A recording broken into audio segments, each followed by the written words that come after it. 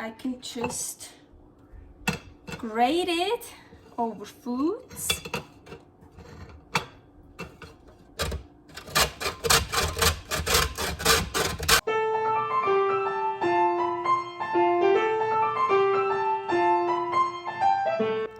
Carnivore Girl's Creative Carnivore Kitchen. No plants, no dairy, the next level cooking show. Carnivore recipes with meat, fish, seafood, eggs, gelatin, flavored seltzer, water, and salt. From super easy to complicated, from quickly done to many hours in the kitchen. I always say everybody's body and brain are different, and you gotta figure out what works best for you. The carnivore lifestyle has tremendous benefits, healing effects, and is the best elimination diet. There are many different ways how to do carnivore. I found a way that momentarily works the best for me.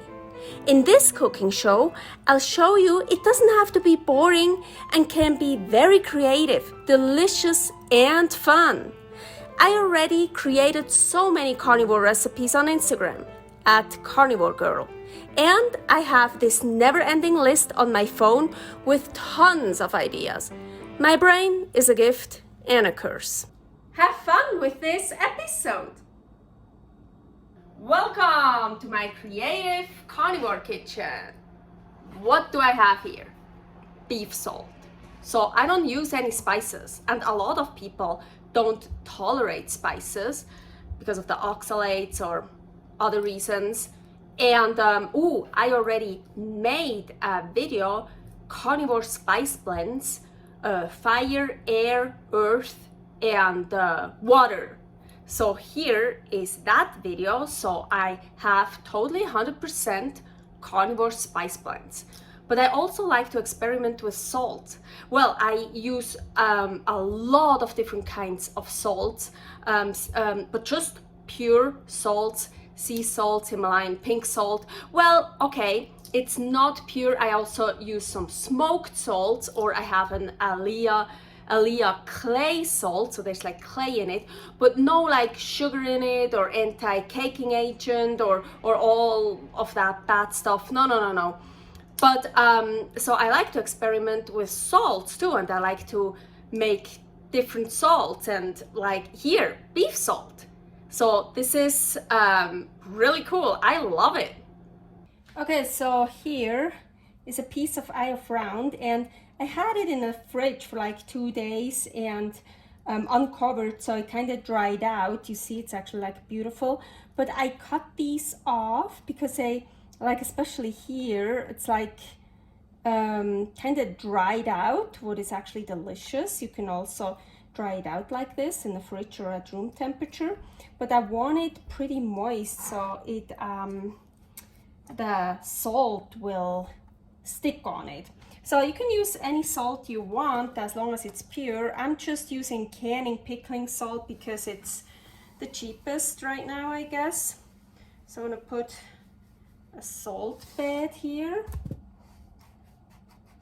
So put a bit too now. So I wanna, oh man, this is a big piece. I wanna completely cover it. Completely cover it. Any salt works that is pure, no anti-caking agent. Of course, you don't want any dextrose or anything else in it. You also don't want salt with iodine in it. Iodine is good, but the iodine in salt is usually not the good iodine. Oh man, maybe I need, you know what? Why am I not using a bowl instead of a plate? Yeah, such a better idea for such a thick, big piece. Because usually I did it with thin pieces. So, but you wanna completely cover it. Totally covered. And now I'll put that in the fridge. Okay, so it's been 51 days. I left it in the fridge, I wanted to do this much earlier, but I just had other stuff to do and I wasn't around. And oh my gosh, oh, it's like, okay, there's like a whole crust. Ooh, cool. It also kind of got wet, I see. So I'm really curious what I find here. Let's check.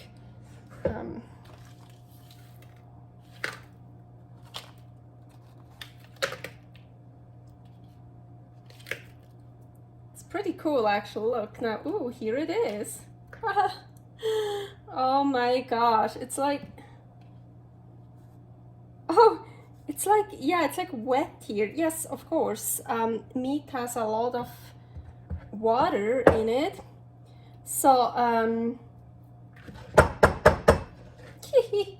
so, okay, it really hardened up, but I want it more hard actually. And I know I just cleaned it from the salt, so I'm actually gonna put salt on it again. Ooh, that's cool. Yeah, so I'm really gonna rub it with it. Ooh, yeah, good idea. Really gonna rub it full of salt. And now it's already like pre-dried, but I want it to get dried out even more.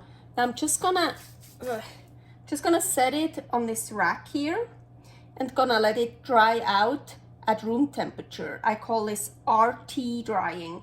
And like twice a day, I usually just flip it over. So I'm gonna start with this side because this is still much more, I feel like, not done, not dried out. So I live in Reno, Nevada. It's super dry here. We have very low humidity. I do RT drying all the time with fish, with steaks. I think here, I don't wear my rings and I don't know where to point. Well, somewhere there is recipe for RT steaks, whatever. But if you live somewhere where the humidity is not that dry, you can do the exact same, but in the fridge. So, but now with this here, I already had it in the fridge in the salt in here. Looks kind of cool.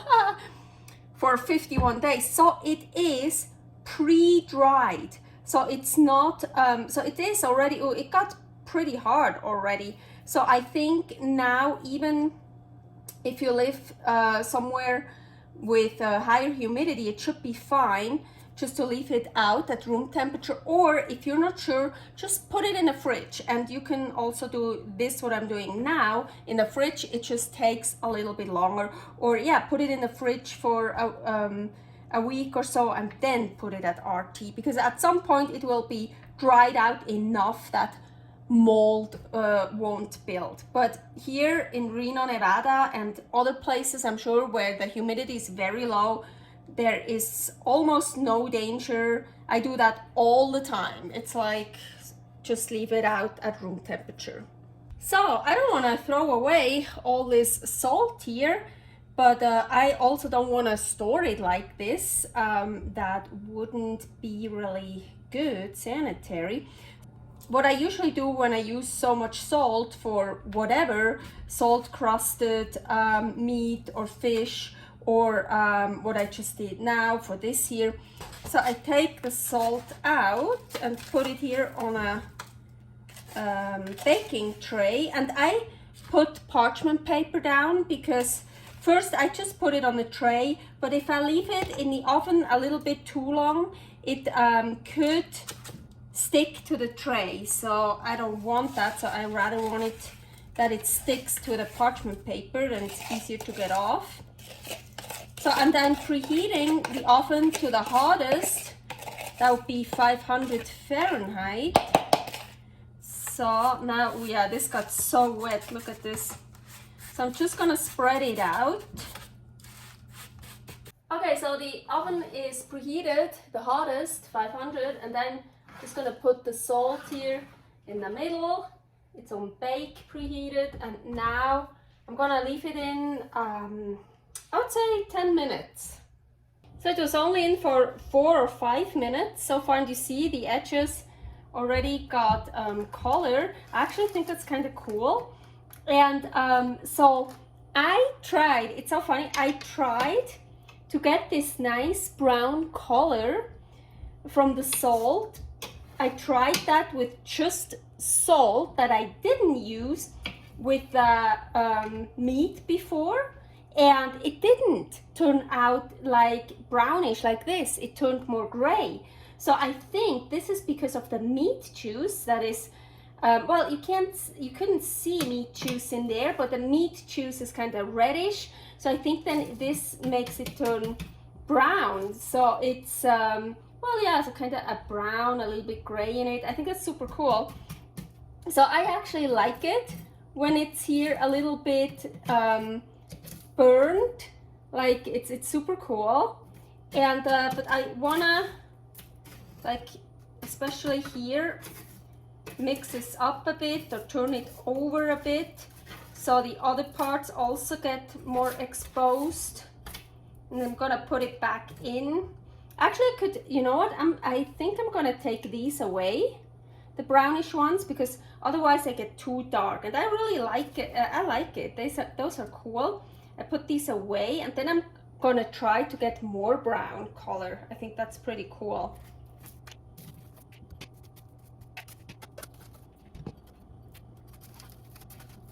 Okay, so now I'm gonna put that back into the oven. I'm just gonna check like 2-4 minutes. Oh, look how cool. And can you hear it? So cool. So after 2 minutes, I opened up and stirred it around a little bit, and I left it in for another 2 minutes. So just it would have been safe to use already after the first round. But I like to give it a little bit of color, also gives it a little bit of a different flavor. And I also like to leave it like in those chunks. Sometimes they get quite hard. Ooh, it's really hot, of course, now. But so I'm just gonna let it cool down on here. And then I can probably fill it up in here, or I just keep it in here. I just have it there where my other salts are, and I just keep using it for foods. So now it's totally safe to use. So it's been about 20 days that I left it here. Ooh, look at this. Whoa, whoa, whoa. So, and of course totally hard, and I can take the salt off a little bit. Actually, let's, so, and now I can just grate it over foods.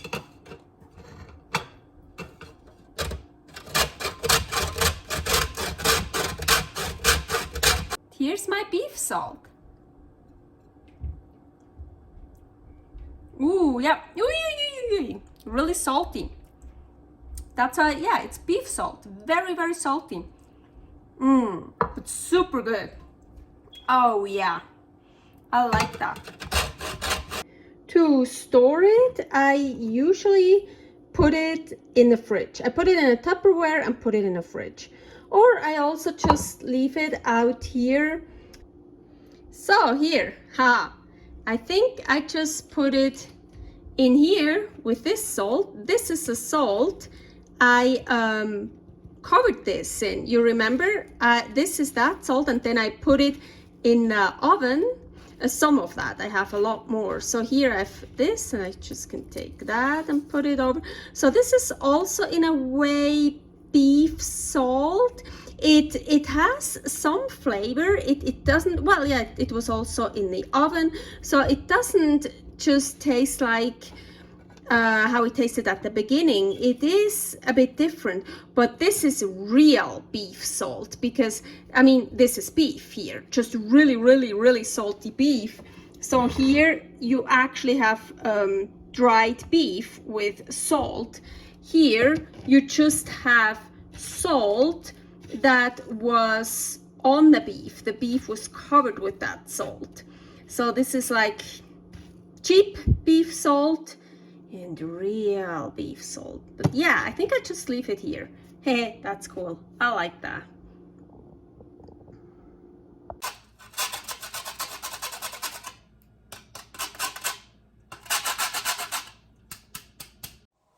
Thanks for watching. If you try out this recipe, please tag me and let me know how you like it. Subscribe, share, like, comment, follow me on Instagram @karnivorgirl. See you next week in my next episode of Carnivore Girl's Creative Carnivore Kitchen. No plants, no dairy, the next level cooking show.